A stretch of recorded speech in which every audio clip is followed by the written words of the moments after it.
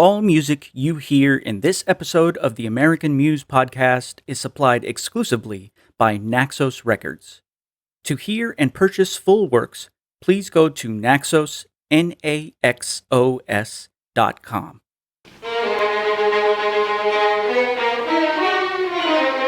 Welcome to American Muse podcast, where we explore hidden secrets in the landscape of 19th and 20th century American orchestral music. Your host is Dr. Grant Gilman, conductor, violinist, and author based in Atlanta, Georgia. In each episode, Grant unearths a fresh orchestral work by an American composer you may not even know. And by the end, we hope you are a new fan of the composer and their music. Now, your host, Maestro Grant Gilman. In this episode of American Muse podcast, we will look at George Whitefield Chadwick, a member of the so-called Boston Six, and dubbed by John Phillip Sousa as the Pride of New England. We will hear parts of his single-movement work Aphrodite, and find out how closely the music ties to the mythical figure herself. Also, we will explore Chadwick's time as student, teacher, then president of the New England Conservatory of Music. George Whitefield Chadwick's life spans an interesting series of world historical events and societal shifting inventions. I'm quoting from Bill Fawcett's biography on Chadwick, as he puts it very articulately. Quote, born in 1854, just a few years before the first volley of the Civil War, he lived to see the devastation of the Great War and the turmoil wrought by the onset of the Great Depression.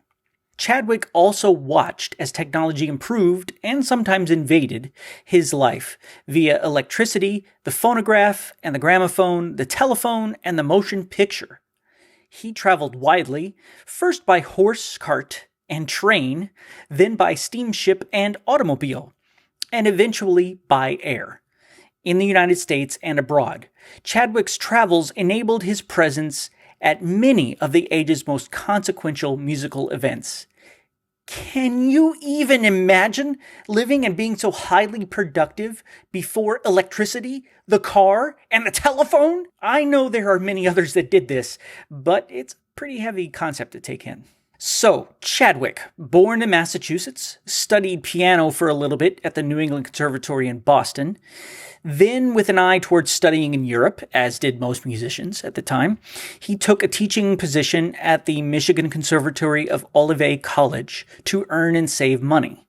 After 3 years, he went to Germany and studied piano and organ at the Munich Conservatory. After 2 years there in 1879, seemingly ready to come back to the U.S. anyway, Chadwick was invited to conduct his own Rip Van Winkle overture at Boston's Handel and Haydn Societal Triennial Festival. So he packed up and came back to Boston for good. Then, over nearly a decade, Chadwick held various church organ positions, conducted orchestras, managed festivals, and composed more and larger pieces. In 1897, though reticent at first to accept the position, Chadwick became director of the New England Conservatory of Music. As a side note, this is very similar to how William Schumann became director of Juilliard after declining the position multiple times. Though the position took up much of his time, Chadwick continued to teach composition and compose a great deal himself.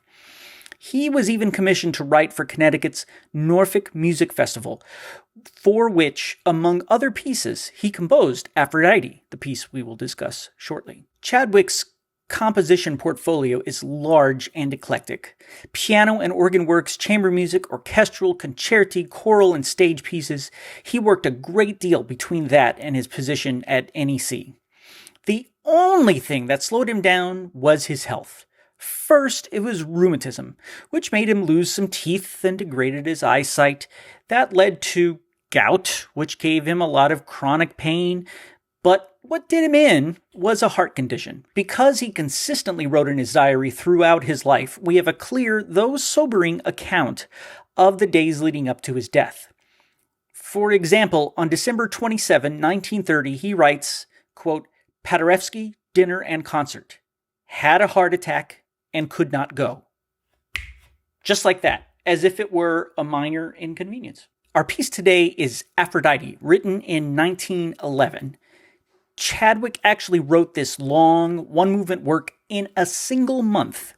The piece itself is quite hefty orchestrationally as well, notably calling for triple woodwinds, 4 horns, 4 trumpets, offstage trumpets, both harp and celesta, and field drums. As I mentioned, Chadwick wrote this piece for the Norfolk Festival. To put the Norfolk Festival performance into perspective, which was in June of 1912, this was only 6 weeks after the sinking of the Titanic.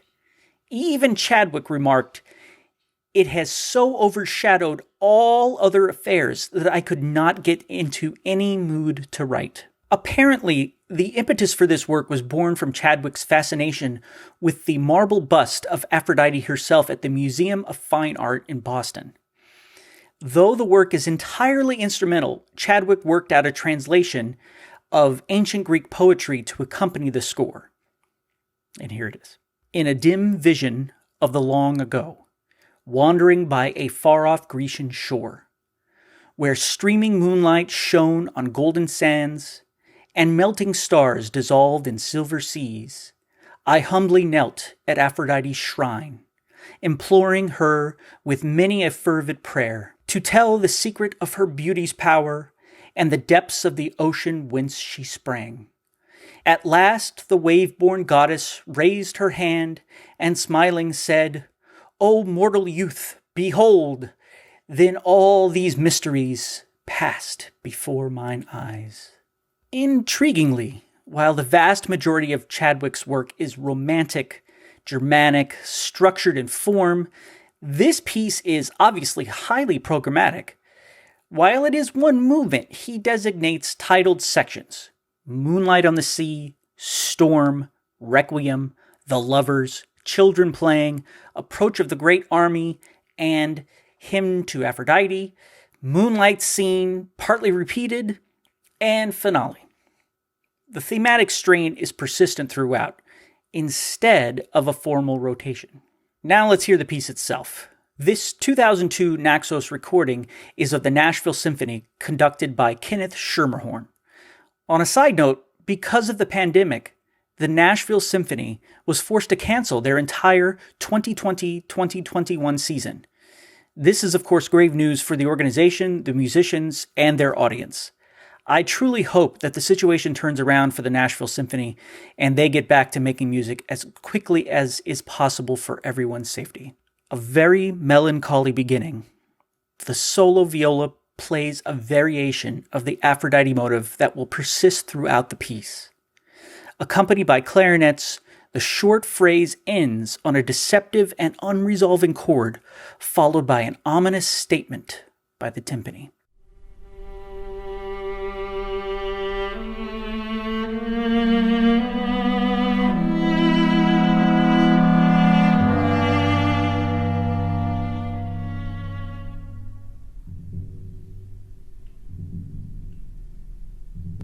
After this repeats, building suspense, the texture settles in, an undulating figure in the strings while the English horn plays the Aphrodite motive.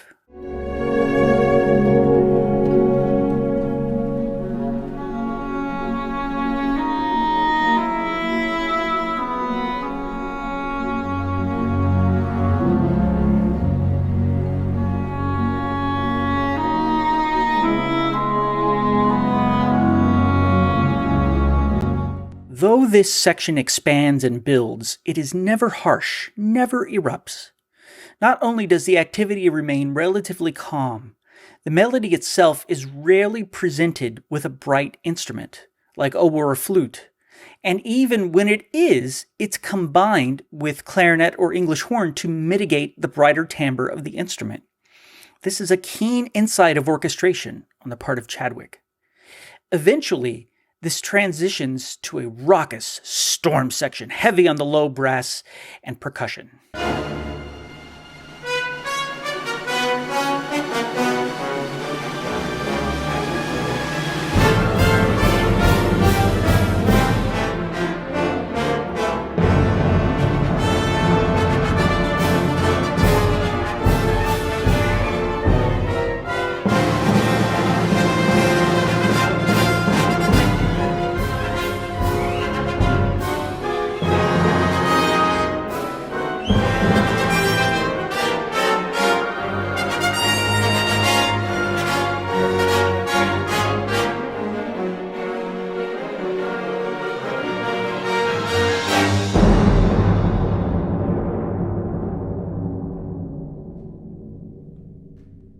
Having built up a substantial amount of tension, Chadwick opens up directly into the Requiem. Immediately, the simple theme is accompanied by quick, running chromatic scales in the lower register, swelling over and over.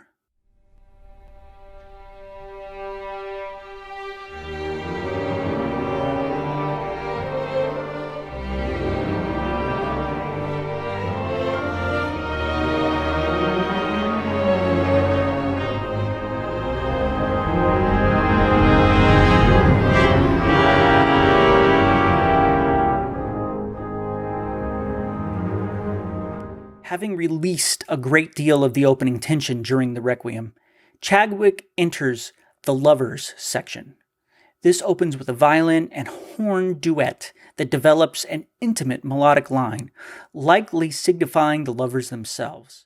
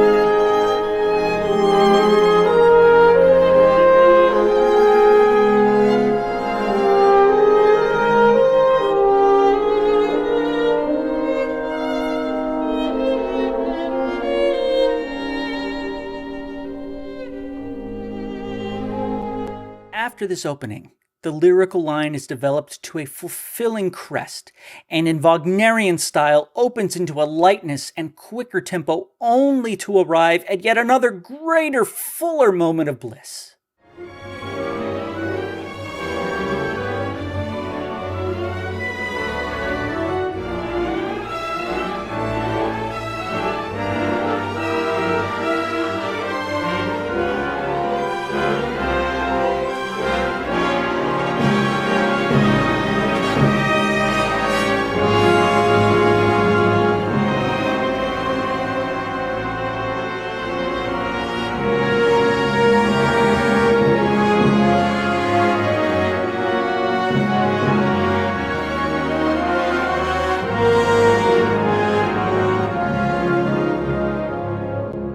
Following a very light waltz-like section meant to be the children playing, Chadwick then makes use of offstage drums and trumpets to introduce the extended march of an approaching great army. The march builds up, and as the army arrives, a grand maestoso gives way, presenting a hymn to Aphrodite.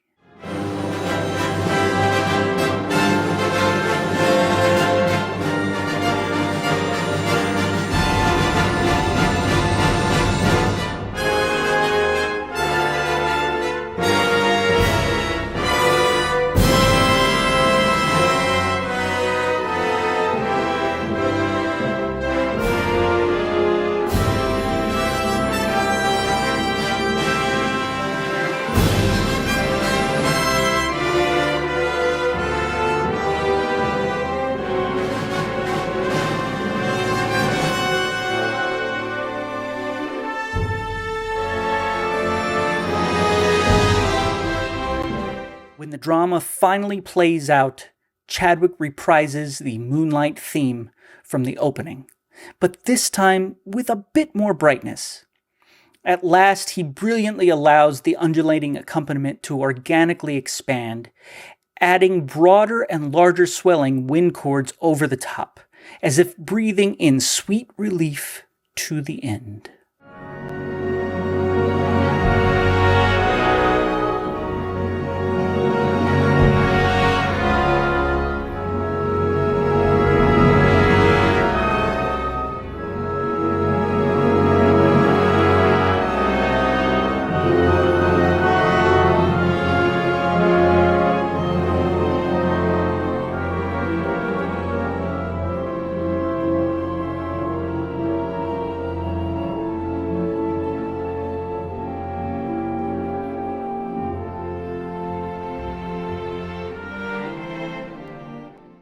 Chadwick was often accused, notably by his own colleague Horatio Parker, for being technical, craftsmanlike.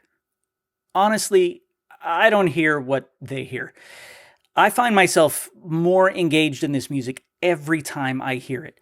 On top of that, Chadwick himself partly has a lot to do with the fact that in my own conservatory training, I was offered and even at times encouraged to enrich myself with traditions other than just that of Europe.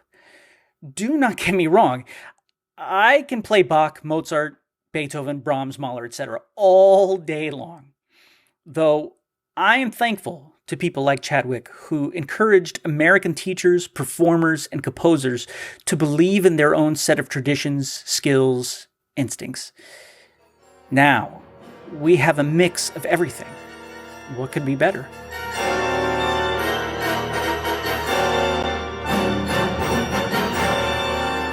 If you like what you have heard and want to support the advocacy of American orchestral music, please consider signing up to donate regularly at patreon.com for our continued production of this podcast. Also, subscribe for updates wherever you get your podcasts so you don't miss an episode.